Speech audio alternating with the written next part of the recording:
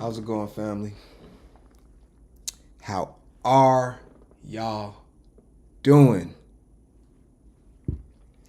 Kind of got like a different show today. It's one of those times where you got all these emotions kind of just surrounding us from different sides, and I think it's something that has to be addressed no matter what.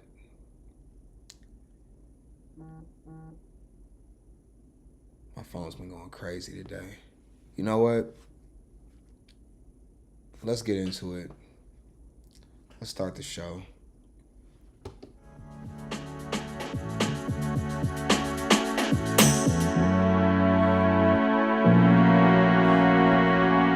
We got a lot we gotta cover.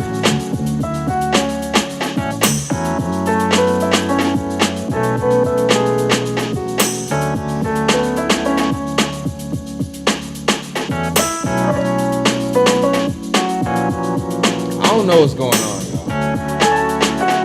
Like, for real, I don't even. I'm really just like trying to collect my thoughts right now.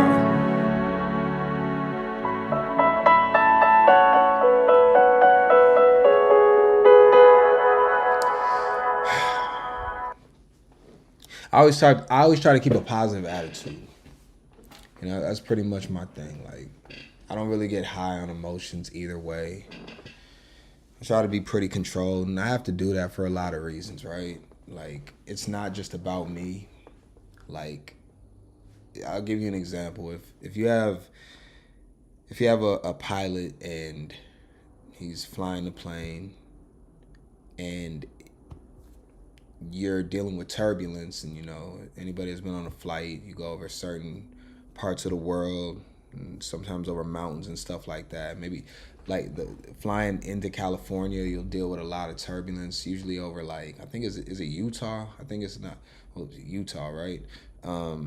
But different types of mountains, and you'll experience turbulence. Now, as a passenger, you a lot of times feel like you want to panic, and you might, be scared, holding on to something. You might lose your bearings and your sense of yourself, and you could start crying. You could start being very emotional about the situation.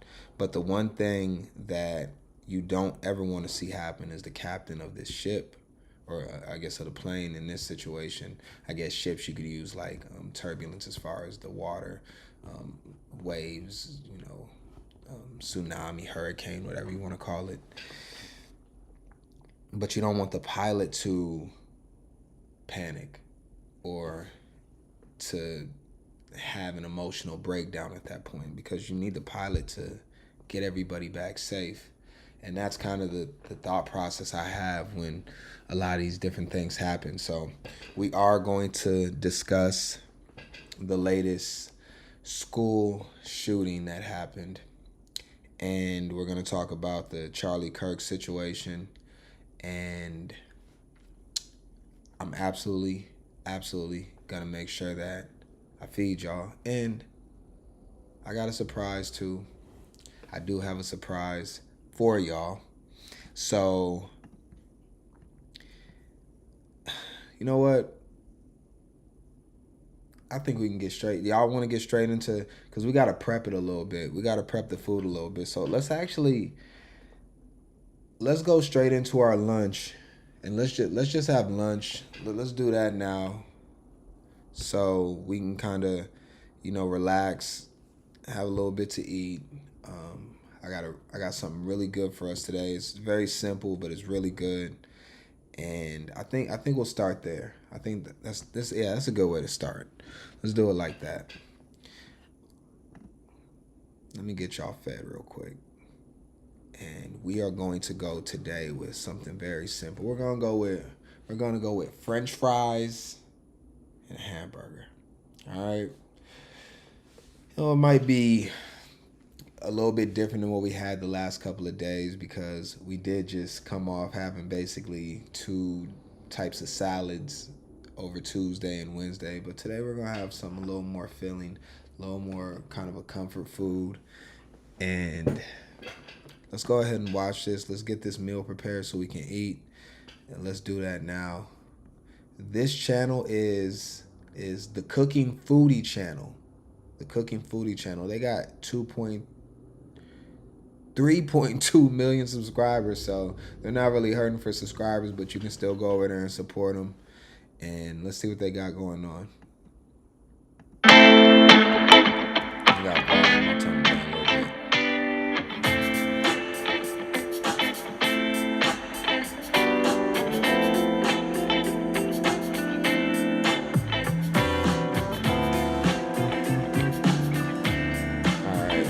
Got potatoes. It looks like they're using red potatoes. Are those just, yeah, those look like possibly red potatoes. There's so many different types of potatoes. I like them all. I am a potato fan, and I love French fries. So we're going with we're cutting them lengthwise. All right. I used to like the salsa fries when they just cut them in a little salsa disc. My mom used to do that. She would cut them in the salsa disc. A lot of people go with the long way, but I guess you can call them hamburger fries, right? Remember you did the paper airplane, and I used to love making paper airplanes. I used to be able to make them very, very complicated, I guess, with all the different folds. But the basic ones that came in hot dog, which would be the long way, and then hamburger, which would be the shorter airplanes. Some a little more aerodynamic than others. I think this is where we gotta let them sit a little bit. We're gonna speed this up though. I got this already prepped. Okay, there we go. Yeah, so they're ready to go. So now we're gonna drain them. All right. We're gonna set them on a cloth. Now we're getting them prepped. You know, I would actually even go as far as to dip them in some batter, in some flour batter, kind of like how you would cook fried chicken. Without the chicken, that's very important. See, I don't know, like, okay, yeah, I think when you put them in, they should already basically be at a boil when you put them in, so you are preheating the oil. Okay, let's see how they come out. Nah, you have to try it when you actually put them in flour and you cook them like chicken. See, these fries ain't really, I probably would have cooked mine a little longer. I like when my fries got a little bit of, like, they kind of golden brown. Is he cooking another batch up? Okay, hold on, wait. Oh, is he doing it twice?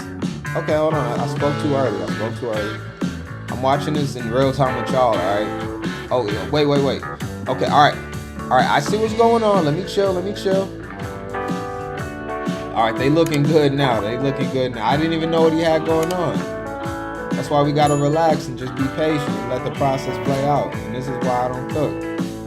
Not very often, at least. What's he got on? It just look like some regular sea salt on it. That looks good, y'all. That looks good. Usually I skip past the video, but I liked watching that. That was good. What do y'all think? Yeah, that's cool. All right, so we got the fries made.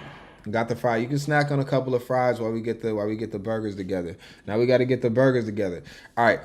So this is, I can't even pronounce his channel name. Maybe he'll say it. We'll see if he says his channel name. It's Epicurious. I think that's what it is. Maybe he'll say the name. But he's got 6 million subscribers, so these cooking channels are doing professional chef and culinary instructor, and today I'm going to show you how to make the best burgers at home, Frank style. Yeah. We're going to go over techniques the pros use to make perfect burgers at home. This is Burgers 101. What kind of Making a burger is a simple task with a few techniques. You don't need to go crazy. For me, that makes the perfect burger. Most people think of grilling season and that's when they make burgers, but I make them all year round. As long as you have a saute pan, you can make a delicious burger. If you only watch one video on how to make a burger, it's gonna be this one, and you will make a perfect burger every time. Perfect. I wonder if he... In front of me, I have some 80-20. I wonder if he cooks the bun. All right, so you can go ground beef now. Again, we always have alternatives, so There's always plant-based meat if you want to go that route. I mean, it's solely up to you how you want to prepare your meal. Some people, are different than others. So, we're always cool with that. We can skip this part, but basically it's just going to, flatten the patties, do all that. Let's go to the toppings and see what we got here. So all these things can be swapped out. There's actually, like vegan mayonnaise and all of that. So however you want to swap things out, you got that option. But, you get the gist.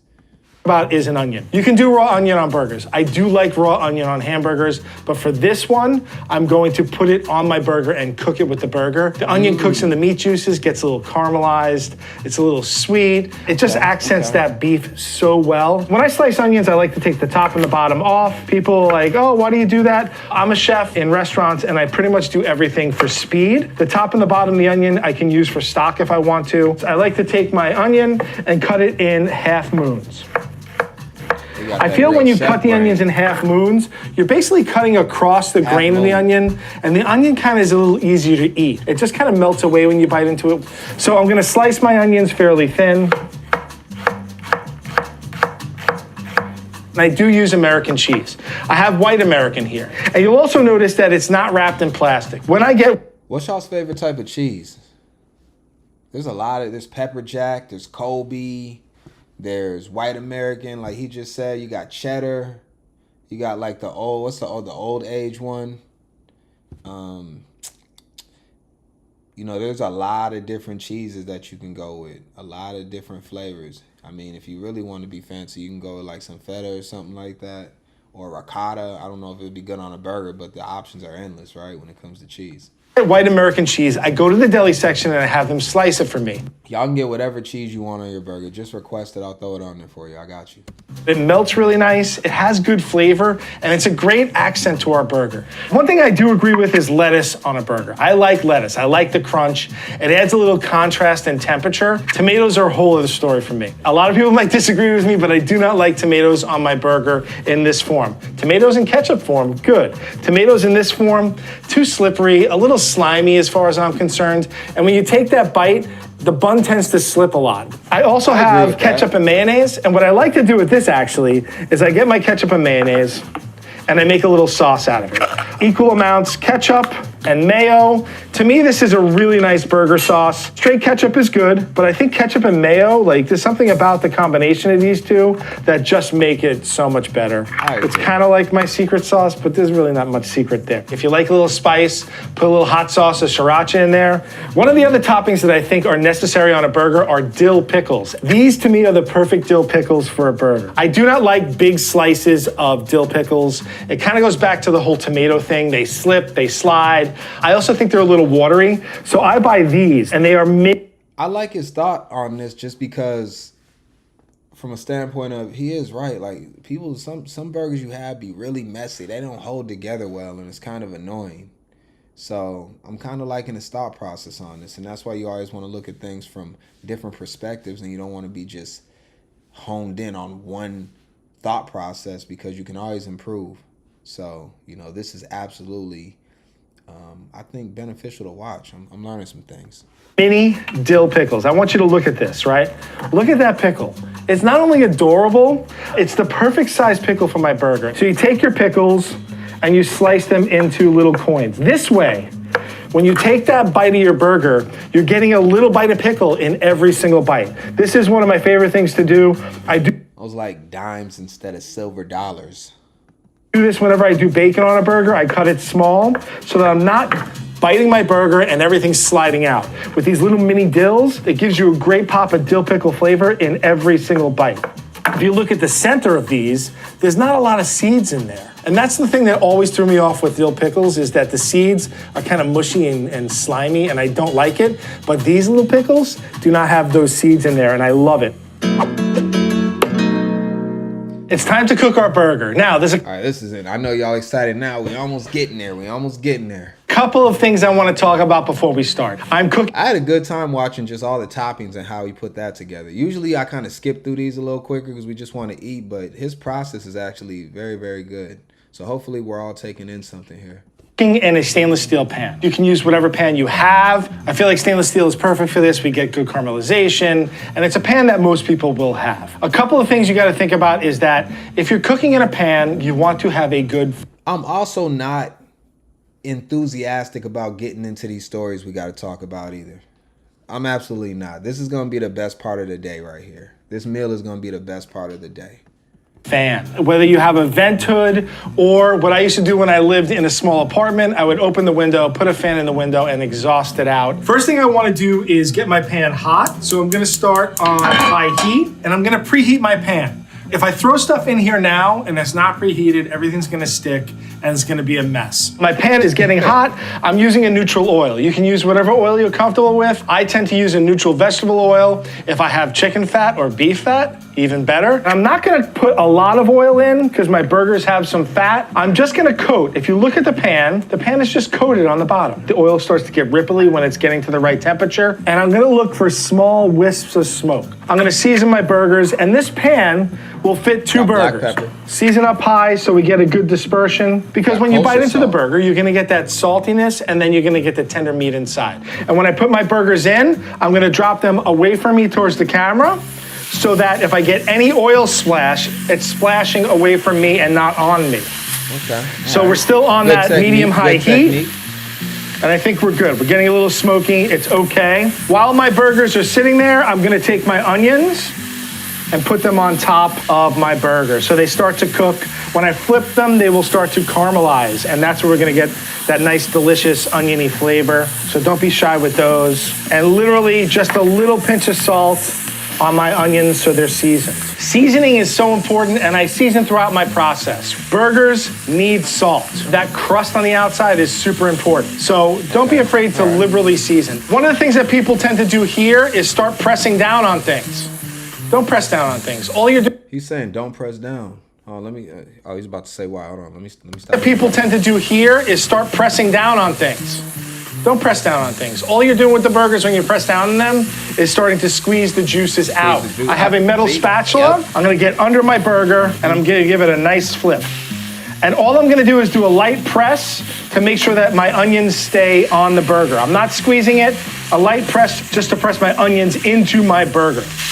How I assure that it's not overcooked and undercooked on the inside is that I start to see juice come out, which means my burger is cooking on the inside. You don't want all the juice to come out. They're not super red and bloody. They're gonna get a little more on the clear side. But for the most part, this burger should only take less than 7 minutes. It should probably take about 6 to 8 minutes. I'm gonna add my cheese right now on top of the burger. Yep. I want my cheese to melt, and I like 2 slices.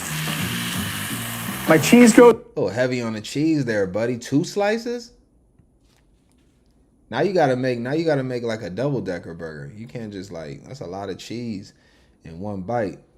On, and what I'm gonna do here is I'm gonna basically steam my bun at this time. I take the top bun and the bottom bun and I put them on top of my burger. So I'm gonna get some of that steam heating my bun up. I think potato buns are the best. They're tender, they're slightly sweet, and they don't crumble under the pressure of eating the burger. My wife is a big toasted bun person. I don't like toasted buns. Hey, I'm rocking with your wife, bro. Not in that way, not in that way. Nah, I definitely like toasted. I could go with warm, just definitely not straight out of the package though. Not straight out of the package. I do kind of like them a little steamy and warm. So this is gonna do that. If you've ever been to a place called White Castle, this is what they do, and that's where I got the idea. But I want the cheese to melt and my buns to get nice. White Castle burgers are terrible. Terrible. I was rocking with you till you said that. Now I'm not really liking the process with the buns. We're gonna have to call your wife in. Have your wife toast these for us, if you don't mind. Nice and warm. I'm aiming for a medium burger. I do not like rare burgers. I feel like they're like steak tartare and I don't really want that. So I'm aiming for a medium. I think we're good. I'm gonna take it off. All right. How is my guest or the people I'm serving, how are they gonna eat this burger and how is it gonna be the best experience for them? At home, normally everyone makes their own toppings, but if I'm cooking for you, I'm putting the toppings on. So basically, I don't want anything sliding around. So when I open my burger, I want to put the ketchup and mayonnaise mixture onto the bun. Not only will this mixture kind of protect the bun a little from getting soggy, it's also gonna kind of hold things together. If I put that ketchup and mayonnaise mixture here, it makes everything slick and slidey. And I don't want that. Lettuce, Usually with lettuce, I try and use one really nice leaf just to add some crunch. Throw that on top, and then we can put this all together. If you like tomatoes, I go with spinach.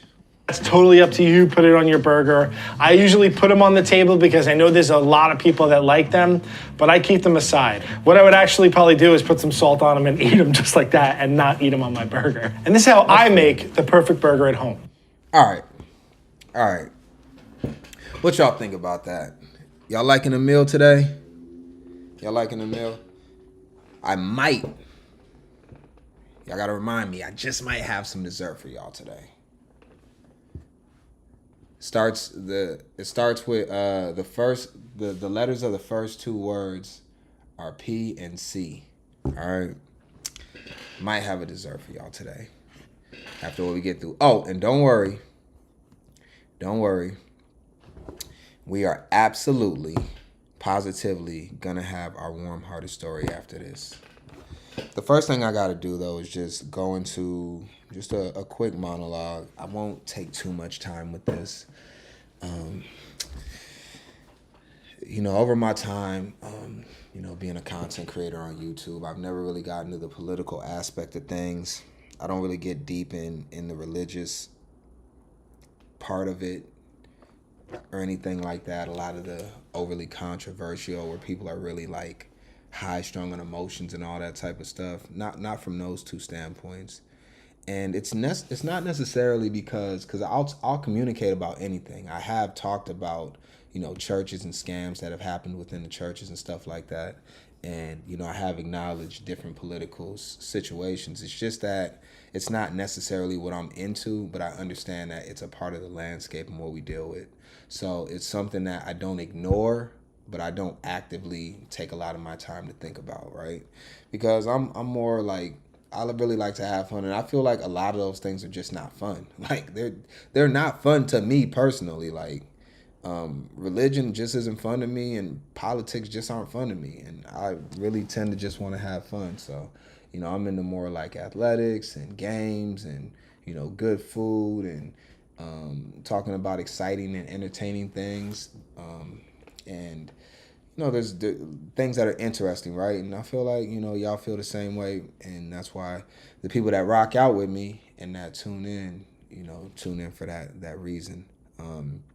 One thing about politics, too, is it's so extreme on one side or another. It's kind of like, you get these cult-like followings on one side or another. And, it really gets extremely toxic and divisive when, a lot of times we should just really find a way to just have humanity be first, right? Because that's really what it comes down to when all things are stripped away, right? And, we don't really get to that point very often when it comes to religion and politics. So, I just think it sucks from that standpoint that we can't just have a civil conversation when it comes to those things. And you start to really see some of the worst in people.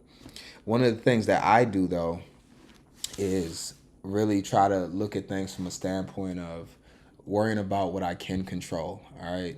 So some of the things that I can control are my own actions, right? And the people that are immediate to me, I can have some type of, saying what goes on with them. But a lot of things that we do as human beings is we spread ourselves way too thin and we try to help out too many people at once rather than just focusing on us. Oftentimes we have a lot of problems that are right here at home that we're not even addressing before we're trying to go out into the world and solve everybody else's problems. And then you end up in disarray and you end up feeling like you're used and you're worthless and you're not being heard. But it's really difficult to be heard from people that don't necessarily care about you in that way. So when you focus outward instead of inward, you're usually going to have some type of issue with whatever it is that you're going through or trying to achieve. And we see it in practical situations all the time. I talked about a pilot in an airplane earlier in the show, and it kind of goes along to that same thing. One of the things that they tell you if there's an emergency on the plane is you need to strap your mask on first before you secure somebody else's mask on. And they say that because you can't help someone else if you aren't helping yourself. So if you have an old lady next to you and you're so worried about helping her to the point where you know she can't put her mask on or strap herself in safely, but you're gasping for air as you're trying to help her before you secure your mask, then ultimately both of you are going to meet an untimely demise. And that's kind of the thought process there. It's like you get your mask on, you're breathing okay. Now you can calmly and efficiently take care of the person next to you and get them taken care of. And that's just sometimes the sacrifice that you have to make in order to help others. And it's similar to the same situation when it comes to currency, different things like that. You know, a lot of people will say, well, I'll give my last dollar to help somebody else. But then all you really do is put yourself in a position where you can't even help yourself or the people that are closest to you. Then you start to feel vitriol. So if you got hungry kids at home, the last thing you really need to be doing is donating to help somebody else. And that's just my thought process on it. But that's where it comes to things that I can't control. If I ever become opulent in a way where I can shower myself in an overabundance of luxury items and gifts, is probably when it'll be the time that I begin to balance things out and try to help others in the best way that I can. And even now, I still do a lot for others just based off of my mentality in a way where I feel like we're all better together than we are apart. But it's just one of those things where, you know, I think it's really putting a lot of strain on people. And I think this is one of the problems among many. But we're seeing it right now, and you know it's pretty bad. So when I talk about these topics and these issues, you know, especially with a guy like Charlie Kirk, it's not coming from a political stance or anything like that. It's more or less talking about the issues that are at hand and kind of what we're going through as far as how people are reacting to it and how extreme it is on either side. And I think that's one of the biggest issues. It's kind of like, it's like, oh, I got you this time. But then next time it's like it happens on the other side, and then, you know, they're laughing at them. So it's just all of this, you know, back and forth, Squid Games.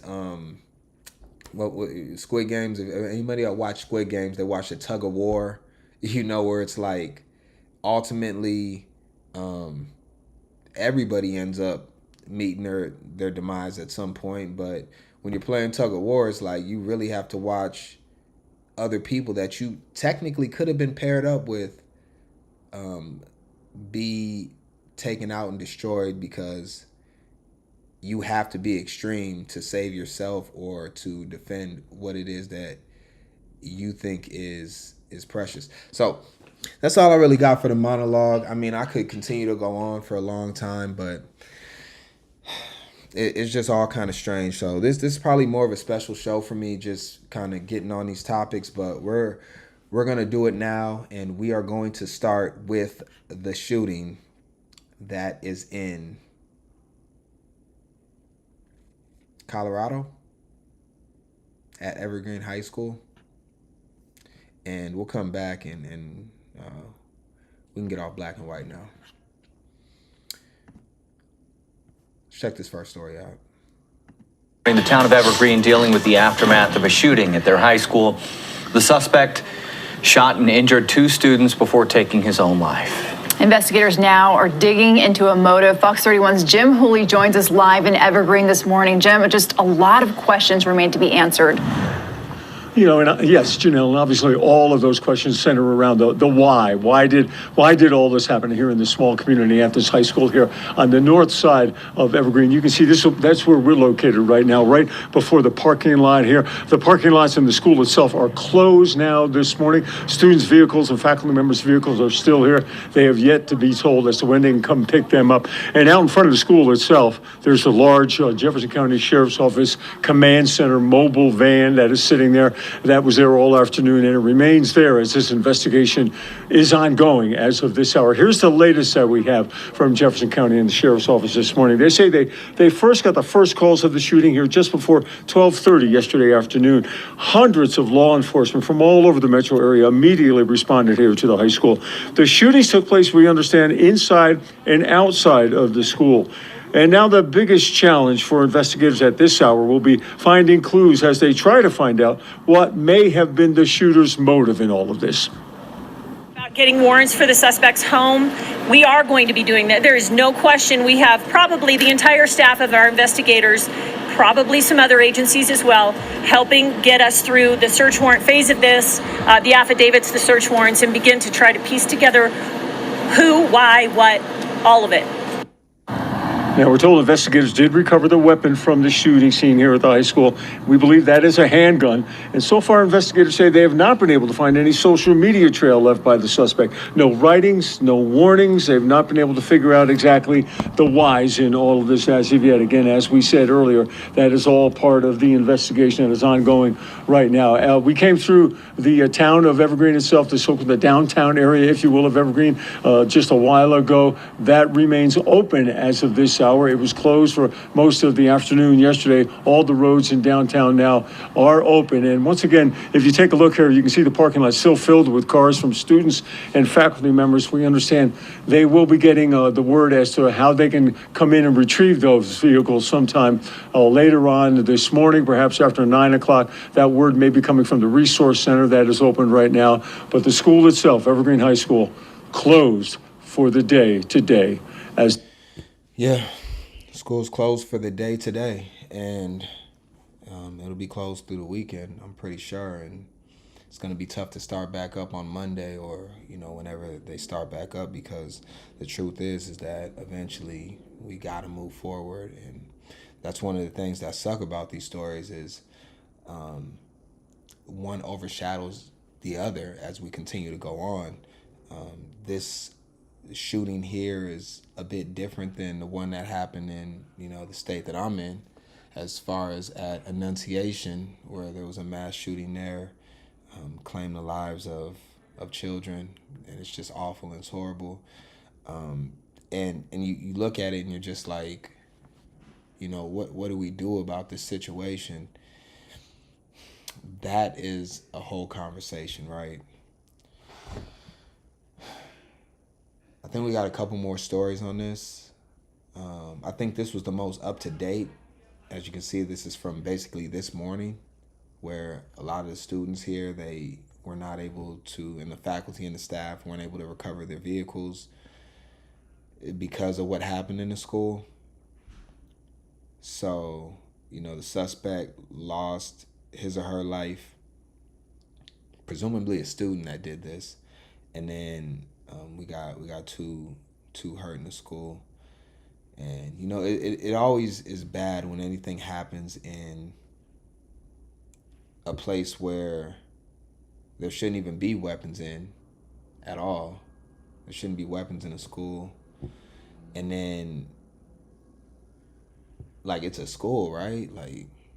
There's there's a place called Fun Zone. It's where you go and you got the trampolines and the ball pit and the what I'm talking, at McDonald's play space when they used to have that, where you can go through the tubes and all that, and there's all kind of slides and different paths and stuff that you can take. Those are places, the skating rink, right? The skateboard park, the basketball courts, the swimming pool. These are all places where it's there shouldn't be any type of firearms there under most circumstances, unless it's security or someone that's patrolling the perimeter that is that's hired to do it. But even then, it shouldn't even be necessary. And even here in Minnesota, I take my kids to school and stuff like that, whatever. And there's police presence in front of a lot of these schools when they're being picked up and dropped off, just because everything that's going on. And it's kind of crazy, right? And this happens yesterday, along with the shooting at, so you got high school, then you got college as far as what happened in Utah. And we'll get to that shortly. Do we have any other, let's see. Let's hear from the doctor. We'll play what the doctor had to say as far as how to get prepared for this. Anybody that watches doctor shows, you'll see that they usually have a lead doctor that handles a lot of these things. And on the shows, they'll come out and they'll talk to the media and stuff like this. Well, this is like real life, right? This isn't a TV show. This is a doctor actually explaining what's going on in real time. Let's watch this. For joining us this morning, I'm Anusha Roy, joining you live from Evergreen High School. We are getting an update from doctors right now about the two victims, the two students who were shot here at the high school yesterday afternoon. Let's listen in. Blackwood, Brian Blackwood, Trauma Medical Director at St. Anthony Hospital. Dr. Blackwood, last we heard is that one of the patients had non-life-threatening injuries. The second was still in critical condition. Give us the latest update this morning. Sure. Our hospital received 3 patients yesterday from the Evergreen High School shootings. As you said, one presented with non-life-threatening injuries and was in stable condition. That patient's not in our care any further. Our second patient who presented in critical condition remains in critical condition. The third patient that we received died of his injuries last night. How many procedures, that patient that you guys have with critical condition, how many procedures have they had and what type of procedures? I don't want to go into any specifics about the care that's being provided to individuals right now. And at what time did that second patient, the one with non-life-threatening injuries, stable condition, what time did they leave? This morning, late last night? It was sometime yesterday evening. For a level 1 trauma hospital like this, you guys train for active shooting situations. Walk me through that. Sure. Because these are events that we can't predict and that sometimes they can really overwhelm healthcare systems, we want to be prepared on how we react. So at least a few times a year, we do drills to prepare for this. The size of the drill depends on what we're doing each time. Recently, we did a large active shooter drill where we had multiple double-digit patients, theoretically present themselves.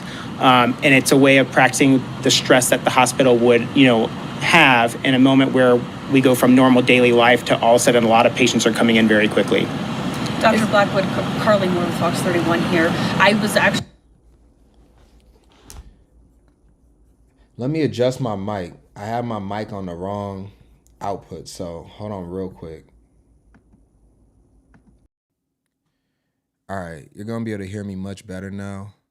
I was playing around with some of my settings and I had the mic on the wrong setting basically. So I wasn't using my professional mic right here, this one.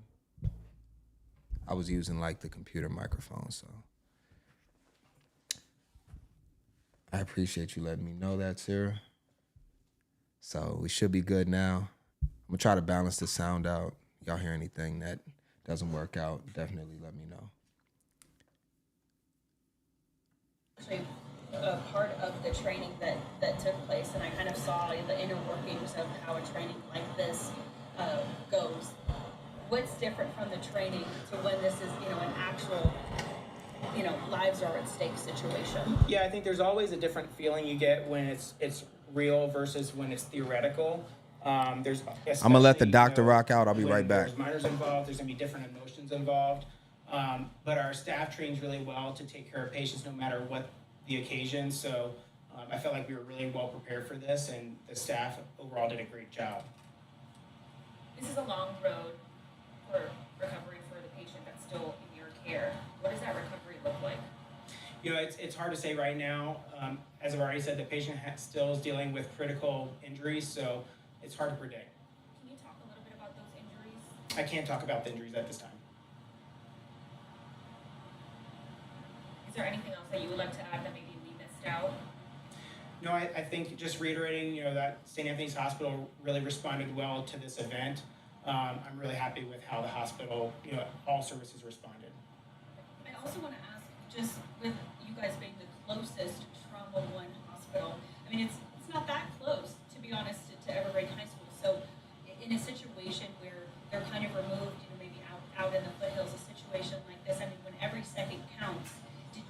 like that time was something that was working against you? You know, time always is, especially in trauma patients where there could be bleeding involved. You know, time makes a big difference. Our EMS crews and Flights for Life does a great job at getting patients here as quickly as possible. That's the key, is getting, you know, care quickly on the scene and then getting patients transported quickly, and I feel like that happened here. Was Flight for Light used yesterday? They were. I'm good. Thank you so much, Dr. Brockwood. Thank you, guys.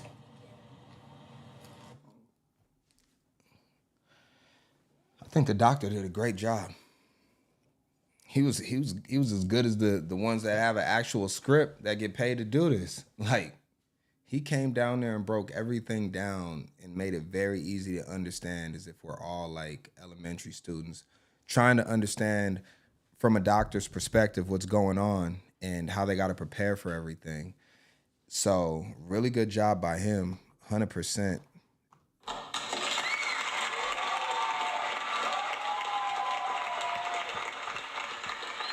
Great job by the doctor, and appreciate what you do. Everything that we do in life has a consequence and a trickle-down effect. This is what that shows us. I mean, it starts with the shooting that is usually going to be senseless, and if people had time to really think about what it is that they were going to do, most of the time, especially in situations like this involving children, they probably would make a different decision if they had more time to process. But again, we're just moving too fast as people, and you're gonna see that when I show some of these videos.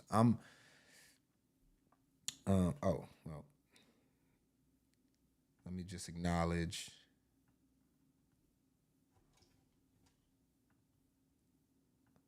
Let me acknowledge the chat.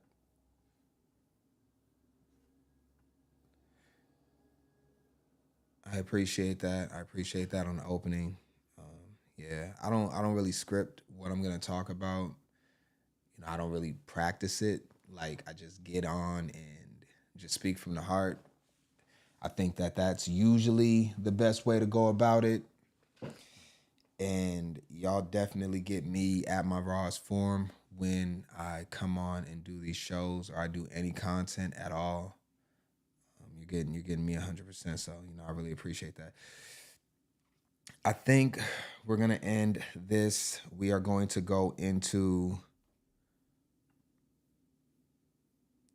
the Charlie Kirk situation. I just want to say, as far as everybody that was affected out in Colorado, I hope that you can recover as soon as possible, or as best as possible in this situation. And I don't know, it seems like we have to say the same things over and over. You can't even really come up with new words, because it's like, it's just a repeated process of the same tragedies that happen over and over. You know, you don't get a chance to heal from one situation, and then you got another one that happens right on top of it. And really going into the situation with Kirk, it's like that actually even overshadowed the school shooting that we just talked about, because no one was talking about that, because he's much more popular than, you know, he's going to dominate the news, basically. You can't talk about two things at once, even though it's kind of what we're doing here. I still had to go one after the other. Let's go into this situation with Kirk. It looks like they actually have an update and have released images of a possible perp or suspect. We'll go real quick and just skim through what the police chief had to say, or this might be the police chief or the sergeant. And we'll see what he had to say. And then after that, we are going to go into the possible suspect. Yeah, let's do that. Right now, to whoever did this, we will find you. We're going to skim through this. Not everybody keeps up with the news. Not everybody knows what's going on. Most people at this point probably will, and if you want to do a deeper dive into this part, then, you know, you absolutely can. Breaking news, conservative activist and President Trump ally Charlie Kirk shot and killed while speaking at an event at a Utah university. You heard from officials speaking just a short time ago. Welcome to the Fox 11 News at 5, simulcast on our sister station, Fox 11 Plus. I'm Christine Devine. The shooting and subsequent death of right-wing activist Charlie Kirk stunning the nation today. He was speaking to students at Utah Valley University when a gunshot rang out. Fox. See, I wonder, at different points, and I like to look at the news from multiple different perspectives. So I never just look at one news station. I look at both sides of it just to get, because you get different information and it's skewed on one side or the other. And that's what I'm talking about when we get to the extreme part. Because they definitely try to make you look at things from their lens rather than just reporting the news. And that's what the news is doing a lot of the times.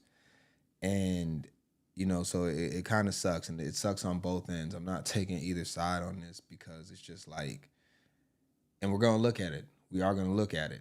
We're going to look at both sides and how they're reacting and just some like regular people and what they're putting online. And we're going to get to that like shortly. 11's Phil Schuman here now with... Cell phone video from a distance showed Kirk speaking to the college students. We, of course, stopped that video right before Kirk was shot. He was actually hit in the neck. The shocked eyewitnesses included students as well as a former Utah congressman who appeared on Fox News after the shooting. I just saw it hit him in the chest, and then all of a sudden just tons of blood gushing right out where his heart is. And then he fell over and slumped down, and everybody got down and was screaming. After I got done talking to him, I really couldn't exit because there was such a big crowd. So I turned around, and 10 to 20 seconds later after I got done talking to Charlie, I saw that he was shot in the neck and that he was squirting blood everywhere. I'm guessing 2,000 plus people. Charlie came out kind of right at noon, local time, mountain time, throwing the hats, gearing up the crowd. They're having a little bit of a microphone problem. But everybody, they were chanting either USA or Charlie Kirk. And when they saw him backstage, they started chanting Charlie Kirk. They were really genuinely excited to see him. As soon as that shot went out, he fell back into his left, and everybody hit the deck. There was a moment of silence in honor of Kirk in the House of Representatives this evening in Washington, D.C. Charlie Kirk was a married father of 2 young children, a 3-year-old daughter and a 1-year-old son. At a law enforcement briefing in Utah about 90 minutes ago, we were told there is a person of interest being questioned. They do have security camera footage they're, of course, analyzing. Then this emotional reaction from Utah's governor. If anyone in the sound of my voice celebrated even a little bit at the news of this shooting, I would beg you to look in the mirror. Governor said this is clearly a political assassination, his words. And before the shooting, there was a petition to prevent Kirk from speaking. It had apparently been circulated online, created by an anonymous person. It said Kirk was known for his divisive rhetoric that often supports policies and laws which aren't inclusive and can marginalize. I get what the governor's saying. This really ties into a lot of emotion that people show and that they can't control. I've never really been over emotional again, and it's just kind of how I am. I'll tell you the reason why I'm not emotional personally. It's because so when I used to coach, I coached, right? And I would see coaches that and anybody that's been to volleyball, whatever games, or has coached or has children in coaching or played sports, you always got certain coaches that are over animated. They're yelling, they're screaming, they're mad at the players, they're mad at the referees, they're mad at everybody. They kind of create chaos for everybody around them. And one of the things that I do is when we're behind the scenes, like my practices, I teach my players everything that they need to know in practice to the point where I don't have to be crazy or continue to scream directions at them when we're on the court. Hey, Jimmy, set the screen, do this, do that. You need to rebound, you need to, and just yelling at them and getting angry. And ref, you didn't see that, you didn't do this, you didn't do that. I would hope that the refs put the work in when they were training and preparing to come on the court to the point where they already know what they're doing and they don't need me to remind them or sit there and argue with them. But I know one thing, and it comes back to what you can control. When we're in practice, I teach my players very well. So when they go out there, they're prepared. So I don't have to bark at them or be as far as the way that they need to do things. They already know what needs to be done. And they know if they're unsure about something, they can simply just ask me the questions. I don't have to continue to bark at them. And so like that's one of the things where, you know, I think we don't really prepare ourselves. So then when stuff happens, we're totally shocked by it. Let's go to this breaking news. It looks like this is less than an hour ago. We got a person of interest. I was waiting to show this, and the reason why is because they are going to show a person. This is from CNN, so this is a reputable news station, but I wanted to get it from Fox because they're kind of like opposites of each other, and it doesn't look like Fox put the information out. We're going to go here and just see if I want to see if they put anything out yet. Messages found on. Okay, so they put it out too. So we got it from both Fox and we got it from CNN. So this is probably going to be a little more, because sometimes one news station will put out a person of interest. When we seen it yesterday, they had this old man that looked like Bernie Sanders, and he was on his knees being questioned by police, and they were saying he was the one that did it. And I was just looking at it like he didn't look like the guy that would have did it, right?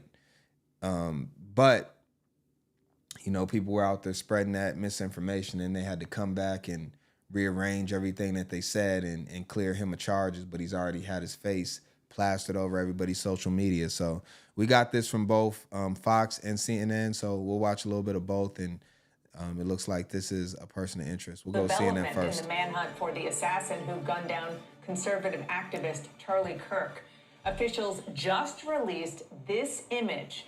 They are asking for the public's help in identifying the person of interest in connection with the fatal shooting. CNN's Nick Watt is following this breaking news. Nick, you are in Orem, Utah.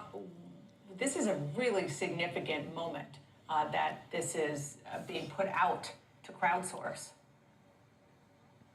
Absolutely. So, Dana, we were told that they made some key breakthroughs overnight. One of those breakthroughs was good, clean video images of this suspect. Now, we were told about 2.5 hours ago that investigators were using technology to try to find an identity from that video image. We were told they were pretty confident that they could do that, but if they couldn't, then they were going to release the images to the public to try and get the public's help.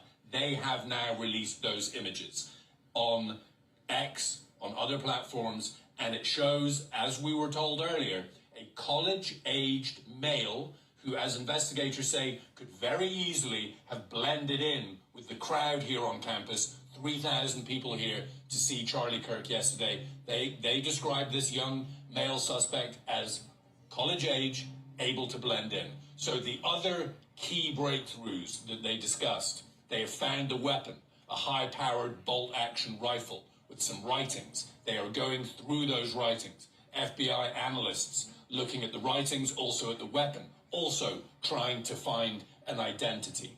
It is now coming up on 22 hours since the shooting, and of course, with every hour, this task gets harder. They found the weapon in a wooded area behind the campus in the direction that they know the suspect fled, but the suspect himself was not found in that wooded area, and as an FBI special agent said this morning, they don't know how far he has gone. So they've been gathering video imaging from security cameras, from the many students who obviously had cell phones on them. We've seen the image of a person running across the roof just after the shots were fired. They now have all the doorbell camera video from the neighborhood through which the suspect fled, and of course they will just be trying to piece this together to try and track this suspect as far as they possibly can. But this is a major, major breakthrough. This is also a major admission that they have not been able to, I would assume, use the technology they were using on those images to try and draw an identity themselves. That is why they have now thrown this open to the public, asking for the public's help, as they have been from the moment the investigation started. The FBI says they've had over 130 tips by this morning, images, video. They want more of that, and now they want the public's help in trying to identify the person shown in these images. Dana? I also understand that we have some new information about some words and phrases that were imprinted on the gun that certainly could give some indication of perhaps at least some of the motive here. Correct. This is reporting from my colleague Evan Perez that there was some writing found with the gun, with the ammunition, and they are obviously analyzing that to see if this writing leads them to an identity of the suspect, or if it is perhaps, ramblings on current cultural events. Analysts are going through that right now. Now, Evan Perez also reports that they found a screwdriver with that weapon, because one of the questions that I've had is, okay, sure, this suspect could have blended into a crowd on a college campus, but could a suspect blend into a crowd on a college campus while carrying a long gun? Now, well, yeah, of course not. He, for sure, 100% had a collapsible stock, or a rifle that could be broken down into pieces to where you can put it in a backpack. That's how he was able to blend in. It's not suspicious to have a backpack when you're walking through a college campus. Let's go to Fox News. They put theirs up a little bit after them. We'll check them out. Reports, and particularly our own correspondents, things are tightening around the man who they think is the assassin. They are trying to catch him for killing conservative icon Charlie Kirk at a college event in Utah yesterday. It's not still been 24 hours, and the FBI is moving quickly now with some details and evidence that they've picked up in the last hour or so. And it's revealing this morning that images of the shooter exist, and you can see those images on your screen right now. If anyone has any information on this person of interest, please contact the FBI. 1-800-CALL-FBI, and we'll get that up on all of our social platforms immediately. Authorities are saying they have been able to track the suspect's movements and have recovered the high-power rifle officials say they believe the shooter used in the attack. The FBI is confident it will be able to catch this person. Sources close to Fox News also confirm investigators are looking into what appears to be messages that are written both on the gun and the shell casings, recovered by authorities just in the last 35 minutes or so. Bill Mallusion has that part of our story. The content of those messages, though, is still unclear. At least they have not revealed them to us in the wider media. This is Outnumbered. I'm Harris Faulkner, here with my co-hosts, Emily Campagno and Kaylee McEnany. Yeah, we don't need to hear from them. If you want to hear from McEnany and whoever the other girl was, you can definitely go do that. Wow. Well, they got a suspect, and now, it goes into more layers, because now we're going to start talking about the race of the shooter and the person that was shot and all of this other stuff. And, as time goes on, it gets further and further away from, somebody was killed in a very tragic way, and it just becomes with all of these different types of arguments and fights back and forth. And that's what we're seeing going on at this point, where they start to politicize a lot of these things. And, that's where the evilness comes into all of this on either side.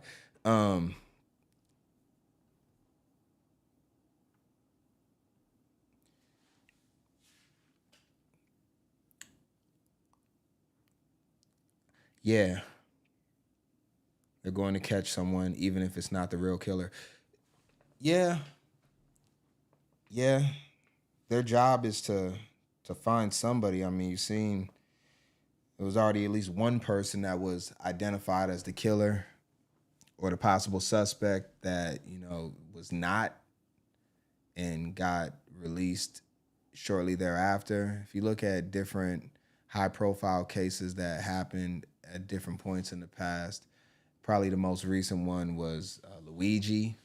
It took them about, I think, 5 days to catch him, but they started to put together footage in the same way that they are with this possible suspect, and eventually, they're caught. So, yeah.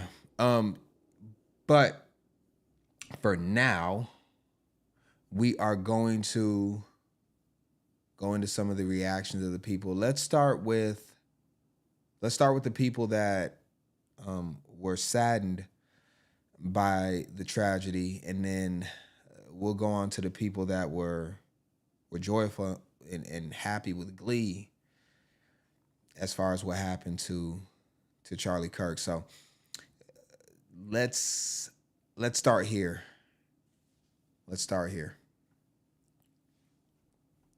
Let me get sound. Charlie Kirk, right here in Utah. I'm so freaking pissed right now. This is bullshit. I just saw blood squirting out of his neck. I love that guy. He would have been our next president. I am so pissed right now. Why do they always come with fucking violence? Gosh damn it. Use the freaking words as they're talking to you people. Who shot Charlie Kirk?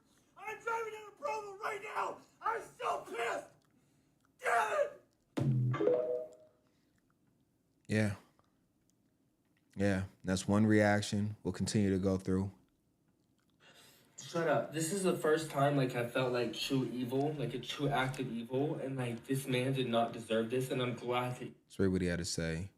Where do I go to sign up for the Civil War? Charlie Kirk, you feared God, you put God first, they killed Jesus, that started the Crusades. You guys are going to feel our pain. Don't cry when we fight back. And I'm gonna let his video play, but this is a lot of what we're talking about. There is a saying that violence only begets more violence. I got that line from Get Rich or Die Trying, the 50 Cent movie. I watched that when I was much younger, and that it is absolutely true. Violence only begets more violence. You take one of ours, we take one of yours, and it just never stops until everybody's gone on both sides, and then you start anew. He was a God-fearing man. You all know what I'm talking about?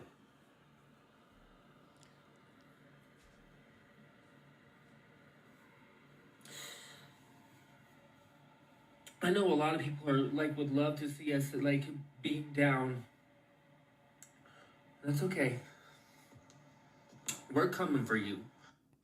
And these are the emotions, right? These emotions, I mean, if he's provoked at any time, anytime soon by somebody that opposes him, he's very likely to do something extremely dangerous to that person. That's where he's at right now. Maybe a week from now, he might have a calmer head.